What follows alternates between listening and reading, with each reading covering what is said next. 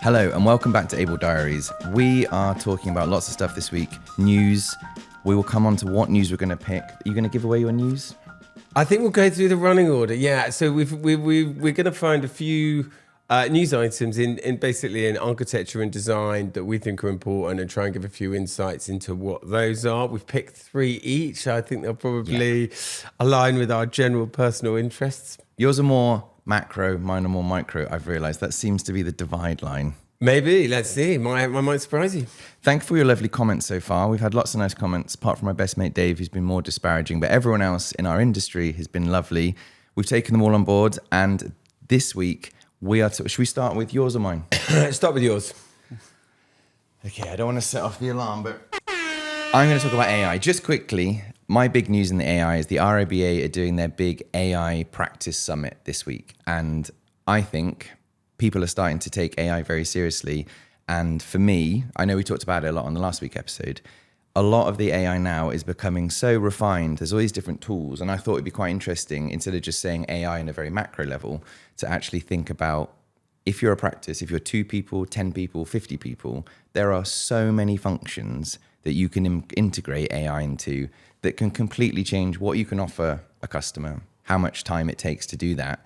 And I think I'm particularly interested in sort of the Rhino world and the Grasshopper and Revit and things. And there are now, I mean, we were talking about this week, there are now AI tools that have just come out in the last couple of weeks where you can talk into Rhino and it will create Rhino models for you.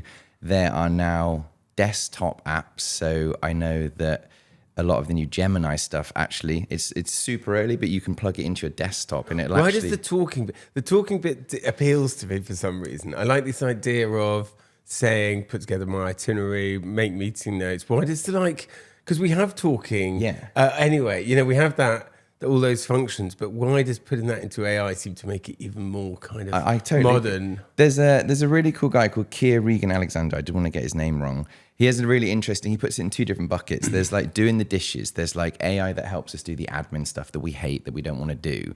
That's so helpful that we've immediately just taken that on board. But then he calls it bucket 2 is like creative amplification. And I think that's the other end. I mean, I think a lot of people, you touched on it last week, were sort of worried it might take away from some of the things that you enjoy doing. But we're just finding it just amplifies it. If you enjoy doing one idea, why not have 3 ideas and make it even more faster as well? Yeah, exactly. Yeah. So I think something that I'm going to touch on lots is Claude Cowork. That was the thing. It has destructive capabilities on your window computer. So I think something that, again, I know I'm getting to the weeds a bit, but the way that you can control what information is in AI is a real challenge, because if it just hoovers up everything, architects are changing information constantly. Whereas what Claude Cowork does, it gives you an average of your drawing set rather than the most recent. Yeah. Or you've changed the areas of a building. So you can now assign specific folders and subfolders for Claude Cowork to only ever use the information in those 4 folders, not your whole server. So you can almost have like a published set of information. But you can also ask it to edit, change, reword, reorganize, delete. So it's so powerful that they're only releasing it to their power users. But we're now getting into one of the reasons I'm not allowed to use our Revit is in case I go and move something and all the work sets collapse, and I feel like I'm in risk of going in on a Monday morning and asking it to do a lot of things and find half of our servers. One of your biggest strengths, one of my biggest strengths, but something you're very good at is sketching very, very quickly and getting an idea on the iPad in front of a client. It's so fast and it looks really good, and you have the iPad videos. The new Grasshopper and Rhino plugins they've just released, you sort of have a half-baked model. You then say roughly what you want it to look like as a background. It then creates a render. Then the next workflow is like make it look better, more animated. Then the next workflow is a video. And literally in like 20 minutes, you can get something so good. I'm not saying everyone should use it, but also if you're a small practice and you're let's test the workflow and get one up on our YouTube and see, put our money where our mouth is. I'm fascinated by it, but that's my news number 1. So the RIBA doing a proper practice conference, and I think it's at the beginning of February, but it's like £330, £400. But actually that shows you how seriously the RIBA think it is and how seriously you should take it. And I just thought, I think we should talk more about, we're very tech enabled, so we're fascinated by it. But if you're a small practice and you're not on YouTube constantly searching for this stuff, it isn't as obvious as it should be. Yeah. So that's my news number 1. News number 1. Good. My news number 1, bit more gloomy. Is it as upbeat as mine? I've written non-viability in big words. I think this isn't a chance just to have a kind of grumble as an architect, but I do feel very sorry for architects and developers who put a huge amount of work into projects over multiple years, and then suddenly it's announced that it's non-viable. I mean, a lot of them are sitting waiting to be viable, and they're effectively non-viable. But when they decide this is never going to be viable, I'm looking at, Chipperfield projects. I'm looking at Peter Barber in King's Cross. I'm looking at Make's student accommodation in Paddington. They're good, they're great buildings. They're great schemes. They're not fat in terms of ways. They're efficient and buildable schemes, and they're non-viable. And I think it's a bit like a tragedy. All these schemes that are never going to quite get over the line, and I think all those teams that have been working on it. So non-viability is a big, dirty word at the moment that's going around, and it's really just a shout out to all those people who have spent years working on these schemes, and they're now being parked. And I think that's a kind of reality of life at the moment. So I don't know, how do we deal with it? Do we just sort of lick our wounds and move on? Or, we had a big non-viable adventure last year, and I wouldn't say we got over it. No. Even this morning we were saying it. So that was sort of news item one. There is this constant tension in every project at the moment that you might have got £1 million of fees, you might have been working on it for 2 years, but there is always that threat of it going to cost committee and it just having the plug pulled. So that does create a nervousness behind every design team meeting. You're like, is this live? And I think you win the fee or you win the job, and you think, well, that's X% of the construction thing over 3 years. It isn't. There's 80 grand to take it to planning, that's really all you've got. And I think not very jolly. Sorry. Well, no, but the thing that happened last year was that because of the Building Safety Act, we ended up taking a sort of mildly developed design and then developing it so much they finally realized it wasn't commercially viable because we showed this is actually how much another satisfied customer. Yeah, well done, guys. but then I will keep the architect's name out of it. But the other end of it is that you put so little or as little as effort as possible before it definitely goes through that viability stage. We're watching a video by one of the best architects in the world. They've done a hotel, and it's so clear that they've used mid-journey image generation. I mean, it's almost, I can't believe it got past there. But it seems to me that okay, you just need to get it to the client, the cost consultant, and then once they say yes, then you give it 20 people in Revit. I see. So I think potentially going back to the AI thing, you can use a very efficient, lean team to get that thing up to the bit where they hit the button and go build. Yeah, and then they get us to do it and find that, no, it actually is non-viable, but no, okay. All right, what's your next news item? I haven't got my lanyard on and I feel bad. Mate. It's too late now. Yeah. I'm out. So my number 2 is that we love tall buildings. You worked on 40 Leadenhall, I worked on 1 Leadenhall. We've worked on them for years. You've done Pinnacle Place. You've done ones all over the world. We are constantly trying to find out about new information. So I'm really impressed that the tallest hybrid timber tower in the world is set to complete next year in Australia. It's 180 meters tall. You might not have realised this, but in my former practice, we lost the bid to do that. We were one of 3 invited schemes. Yeah, one of the cool things, I'm sorry, I don't want to hijack your news items here. It's like we rehearsed this. We did not rehearse this. Kind of about me. The client's Atlassian, big Australian technology firm. The best thing about Australia is that if you do a competition out there, the winning design gets built. You win the competition and then they build that scheme. Whereas a lot of the time when you bid for work in the UK, there's this phrase, you pick the team, not the scheme.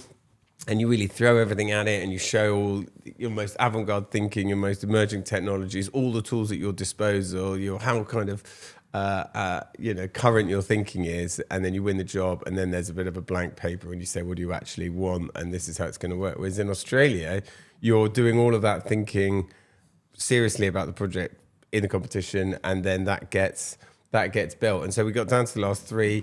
Sadly, someone else won it, but it is an amazing, and they're I don't want to say they've got pots of cash, but they're very progressive thinkers.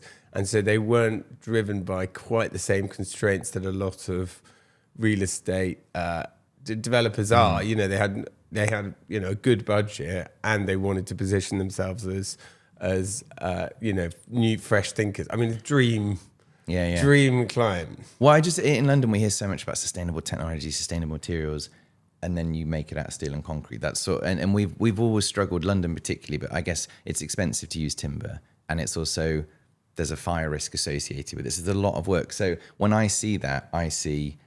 Do you know how hard they had to fight to protect timber in that whole And also, project? it's quite a clever. It's a clever design. They're hybrid because everyone says is timber very flammable and all of those arguments. Well, yes and no. They've done alternate floors, so they've got a steel frame and they've got that's kind of how they were able to get it past a lot of those regulations. And then the floors that weave into that are made of timber, so you can actually take out these timber floors, have double height spaces. It makes it really future proof if you want to change the uses or tenants have a particular thing. So they're effectively kind of soft spots through the building as timber floors, which is really smart because cool. there's a really beautiful Piercy project on Berkeley Square that was all timber, and then whoever's coming to do the fit out has just covered it all up with plasterboard, which must be slightly depressing when you put that much effort into self-serving. But then the other thing about tall buildings, Mercedes-Benz are about to finish their first actual branded residency, and it's already sold out. And apparently there's this new trend with ultra luxury people, which is if you've got a Bugatti, there's a Bugatti building as well. What, the car comes on and the flat has this, like the bathrooms have the same details as the car, and it's like, you buy both. And I'm like, that's excites you. I'm sort living of in a car. That's half what I'm disgusted, hearing. half fascinated that car companies have the sort of forward-thinking, the long-term vision to invest 300-400 million pounds in a skyscraper, and they're that confident that they, as a company, in 10 years' time, will want to sell those. I'm like, we're happy to reposition it for Tesla in 5 years' time. I've never. Maybe some people, it's so much part of their. I should say I identity. don't want to live in one of those. I'm just, as an architect designing for people, it's sort of like yacht design, but in a tower. I think that's how I sort of, so a lot of the people I knew at uni, there was 2 guys who went to work in yacht design. They've done it for ages and they love it because their yachts are becoming sort of floating buildings and skyscrapers are becoming sort of vertical. Anyway, it was just fascinating to me that it's sort of grosque, but also fascinating. Well, that was news number 2. Bit of a spicy one at the Chinese embassy. I sort of sometimes feel like an apologist for the establishment, but I feel like there are concerns around what the building will be used for and perhaps its location at the site of the Royal Mint. But I also feel like we're a democratic country. People have embassies. We have embassies all over the world. Oh, do people not? I don't know anything about it. Do people not want the Chinese embassy here? It's a beautiful building, the old Royal Mint site. It's massive. It's in central London. The Chinese have bought it, got in for planning. David Chipperfield's done a stunning design for it. And, some people are a bit hawkish on China and have decided that actually this could be, they're calling it this potential spy centre.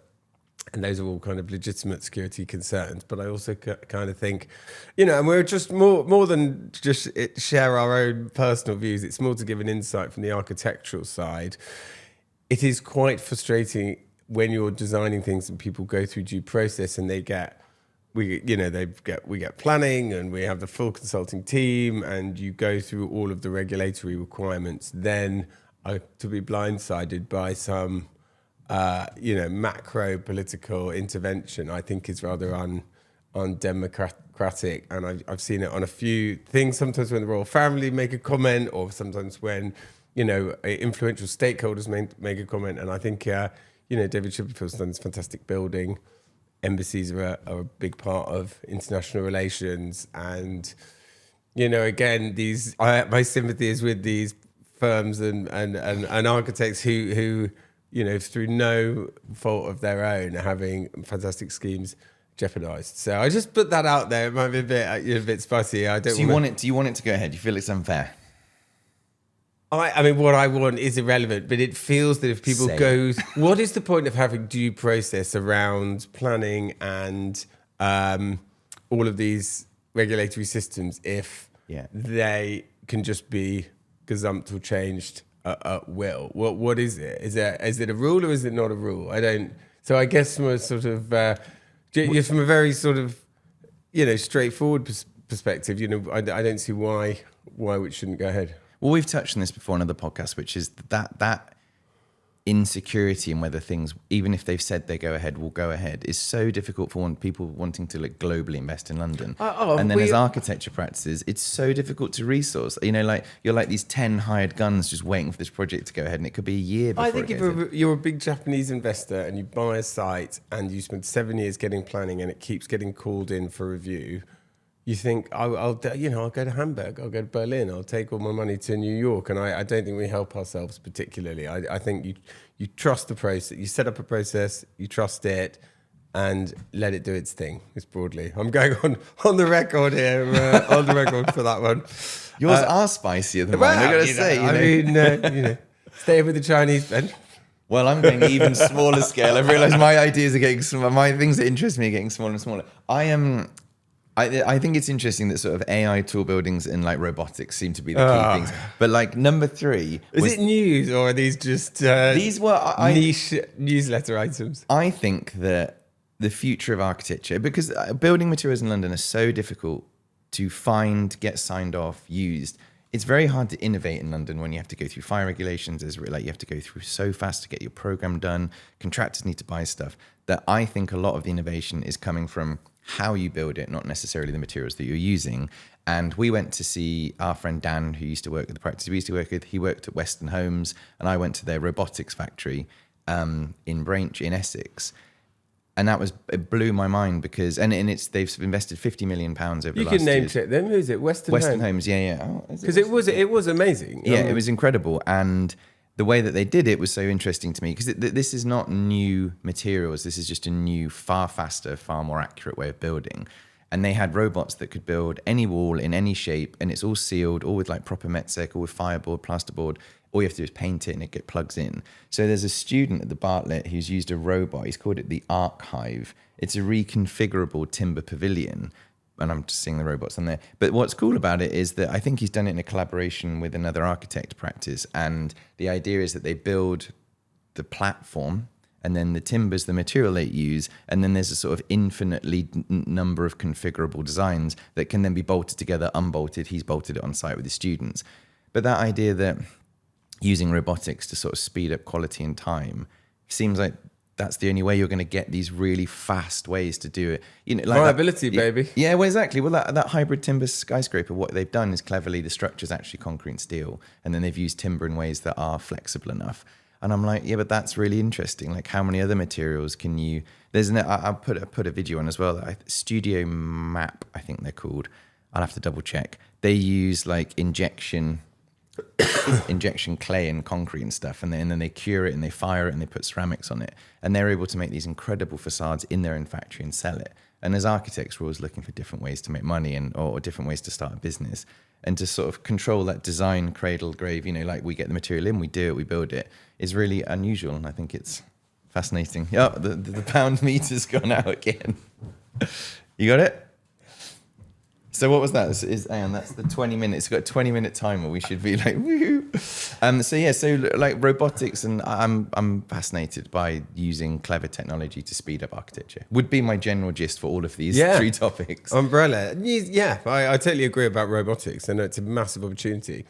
My last one, end on a positive. Okay. I've written sport. Funerals. Because I just feel like, actually, architecture and sport at the moment is one of the areas that is really still very, they're thinking big, they're dreaming big, it's really ambitious. The designs are, enhanced, it's taking on all those things you've been talking about AI and optimization and prefabrication and, and actually, British firms are having a big impact, your Populuses and your HKS and Fosters, and they're working all over the Gulf and America, and we're having a big impact as our little British firms going overseas. I see Heatherwick doing Birmingham. I see Elland Road has just got planning for its extension, and actually those kind of big thinking bits of architecture. We grew up in the in the 90s, and your Rogers and Grimshaw and Foster and all these like incredible, really ambitious schemes technically delivered that have enhanced our cities in a way, we can't even describe, for me was a golden age of architecture, and things are different now. Housing is obviously a big challenge. There's cost of living, there's carbon and reuse, and there's a lot of very serious things we have to get to deal with. But we shouldn't lose sight of our ability to do a fantastic HS2 or do fantastic infrastructure or think big for people in 50 years time. And I think sport is one of the areas that is actually doing that right now. I went to Arsenal Chelsea last night, and Stamford Bridge is amazing. And when I looked at those Heatherwick images of the chimneys in Birmingham, and again, he's a slightly Marmite figure, but I think that is fantastic. I think it will act as a catalyst for change for the whole of that part of Birmingham. And I think it's a really good news story. And we do sport in our own growing way, and actually working with sport bodies. I don't know, there's something about it that really hits the spot for me. It's communities, it's entertainment, it's hospitality, it's people, it's regeneration, and I think it's a really exciting space at the moment. So I went up to Manchester for a site visit, and the taxi driver was like, I've never been to Manchester. He's like, yeah, the whole place has been redeveloped in the last 10 years. And then when they do the new Manchester United Stadium, it's going to transform the city more than anything else, because they're building like a 5 to 10 acre site around it. But the money that it's going to invest in the whole area, and the same with the Birmingham one, the area they're building that stadium is not the nicest area. The football governing rules are changing. I have a friend who works at Southampton Football Club, and I don't know the exact rules here, but it's not going to stop me having a go. But you can only spend a percentage, a sort of ratio of what you earn on the ground on your players. And so what clubs... Say that again. You can only spend a ratio of what you actually earn at your ground on your football. So you're incentivized to go big. So Tottenham get a big ground because then you've got 80,000 people. But also you're incentivized to host Beyonce concerts there. She's doing a big tour at the Tottenham Stadium. So all of that money counts. If you're Southampton or you're Plymouth or your football club, if you can get people there for non-football things, if you can put retail in the stand, if you can get hospitality uses, hotels, maybe even some residential, the more you can make a kind of mixed-use stadiums, the more income you're going to get, and the better your football team's going to be. And I think there's some really exciting opportunities there for architects in sport. I mean, they're literally sort of terraforming cities, aren't they? Just the amount of investment. Well, that was great. I mean, that's even if you say so, but you say yourself, yeah. Well, everything's been fact checked. Everything's right. So that was the end of the episode. Thank you. I think this is working. I think we're going to do this each week. I like the news thing. Okay. Yeah. How did you feel about that? I feel good. I think it's a good format. Okay, done. Enjoy, click like and subscribe, and then comment, unless you're my mate Dave, and then don't comment. You can keep your comments to yourself. Thank you.